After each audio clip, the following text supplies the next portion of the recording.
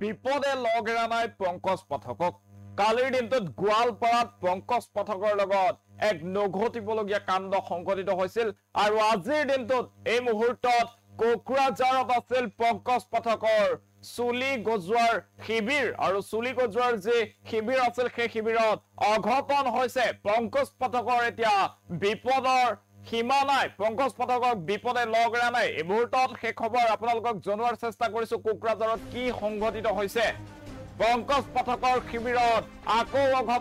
আকৌ অঘটন হৈছে পংকজ পাঠকৰ শিবিৰত গোৱালপাৰাৰ পিছত এইবাৰ কোকৰাঝাৰত হৈছে অঘটন আৰক্ষীয়ে বন্ধ কৰি দিলে পংকজ পাঠকৰ চুলি গজোৱা শিবিৰ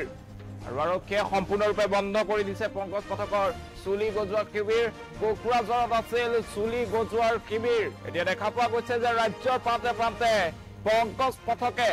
এনেদৰে টপাৰ মূৰত চুলি গজোৱাৰ ঔষধ বিতৰণৰ শিবিৰ স্থাপন কৰিছিল আৰু আজিৰ দিনটোত আছিল কোকৰাঝাৰত সেই চুলি গজোৱাৰ শিবিৰ কিন্তু সেই শিবিৰত এতিয়া অঘটন ঘটিছে আৰু পংকজ পাঠকৰ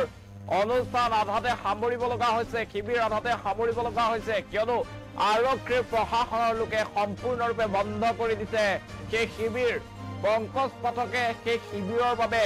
আৰক্ষী প্ৰশাসনৰ পৰা কোনো ধৰণৰ অনুমতি লোৱা নাছিল আৰু অনুমতি অবিহনে সেই শিবিৰ অনুষ্ঠিত কৰিছিল যাৰ পৰিপ্ৰেক্ষিতত আৰক্ষীৰ প্ৰশাসনে সেই শিবিৰ বন্ধ কৰি দিছে এই মুহূৰ্তত সেই খবৰ জনাই আছো কালিৰ দিনটোত দেখা পোৱা গৈছিল যে গোৱালপাৰাত পংকজ পাঠকক আঁঠু কহাই কাণত ধৰোৱা হৈছিল আৰু তাৰ পাছতেই পংকজ পাঠকৰ সেই কাণ্ডক লৈ গোৱালপাৰাবাসীৰ সেই কাণ্ডক লৈ ৰাজ্যৰ সৰ্বত্ৰে প্ৰতিক্ৰিয়া অব্যাহত আছিল আৰু আজি পুৱাৰ ভাগত পংকজ পাঠকৰ কোকৰাঝাৰত শিবিৰৰ আয়োজন কৰিছিল আৰু সেই শিবিৰ আছিল কোকৰাঝাৰত টপা লোকৰ মূৰত চুলি গজোৱাৰ ঔষধ বিতৰণৰ শিবিৰ আৰু সেই শিবিৰত অঘটন পংকজ পাঠকৰ শিবিৰত পুনৰ আকৌ অঘটন ঘটিছে পংকজ পাঠকৰ শিবিৰ আধাতে সামৰিব লগা হৈছে কোকৰাঝাৰত আছিল সেই চুলি গজোৱা ঔষধ বিতৰণৰ শিবিৰ আৰু সেই শিবিৰ বন্ধ কৰি দিয়া হৈছে প্ৰশাসনৰ তৰফৰ পৰা বন্ধ কৰি দিছে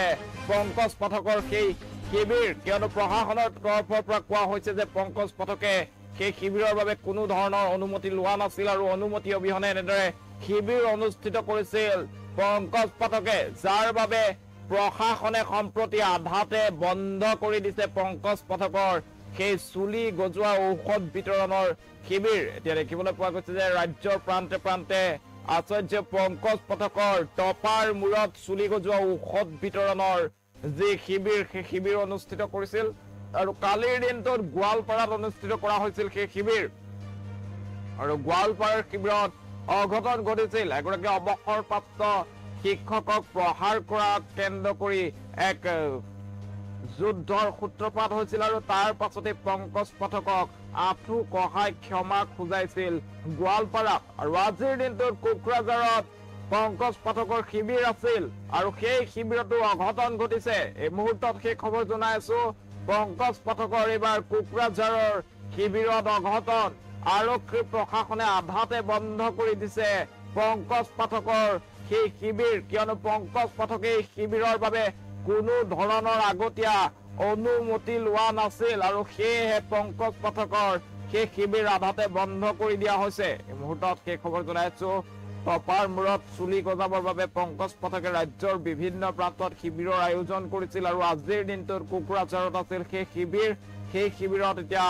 অঘটন দেখিবলৈ পোৱা গৈছে সেই শিবিৰত অঘটন ঘটিছে কিয়নো আৰক্ষী প্ৰশাসনৰ তৰফৰ পৰা সেই শিবিৰ বন্ধ কৰি দিয়া হৈছে আৰু আৰক্ষী প্ৰশাসনে উল্লেখ কৰিছে যে সেই শিবিৰৰ বাবে পংকজ পাঠকে কোনো ধৰণৰ অনুমতি লোৱা নাছিল আৰু অনুমতি অবিহনে ইমান সংখ্যক লোকৰ আচলতে শ লোকৰ সমাগম হ'ব নোৱাৰে সমাগম হলে যিকোনো পৰিস্থিতিৰ সৃষ্টি হ'ব পাৰে তাৰ বাবে আচলতে জগৰীয়া কোন হ'ব এনেধৰণৰ প্ৰশ্ন উত্থাপিত হৈছিল আৰু তাৰ পাছতে সম্প্ৰতি